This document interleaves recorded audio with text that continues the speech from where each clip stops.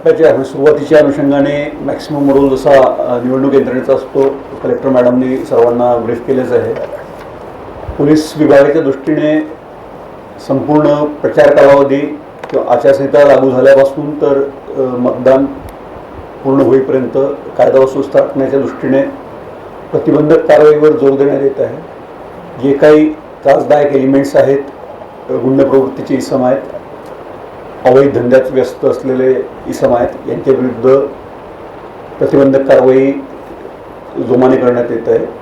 याशिवाय आपला जिल्हा हा आंतरराज्य सीमेवर आहे. त्या दृष्टीने राज्यसीमेवर विविध 10 ठिकाणी रस्ते तसेच काही पोरस पॉईंट्स आहेत. या ठिकाणी आपण चेक पॉईंट्स तयार करतो आहे.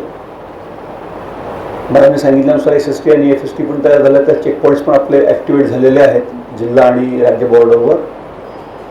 त्यात जे मनुष्यबळ आहे त्या मनुष्यबळामध्ये आणखी वाढ होईल, कारण सध्या आपला जवळपास 350पेक्षा जास्त पोलीस फोर्स हा मुंबई आणि मेट्रोपॉलिटन रिजनमध्ये जे काही निवडणूक कार्यक्रम चालू आहेत त्याकरिता गेलेला आहे. आपला मनुष्यबळ तिकडनं येताच त्यामध्ये आणखी वाढ होईल आणि हा संपूर्ण कालावधी योग्य प्रकारे पार पाडावा याकरिता कायदा व सुव्यवस्था टिकवून ठेवण्याच्या दृष्टीने अवैध धंदे, शस्त्र आणि या संदर्भात सगळी कामगिरी चालू आहे.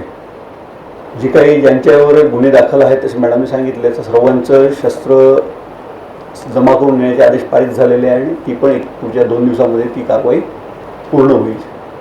याशिवाय बाकी इतर ज्यांच्यावर गुन्हे दाखल नाहीत पण ज्यांची शस्त्र जमा करून घेणे आवश्यक आहे त्या दृष्टीनं जी काही पुढची बैठक होईल आणि त्यात निर्णय होतील त्यानुसार ती देखील कारवाई पूर्ण केली जाईल. धन्यवाद.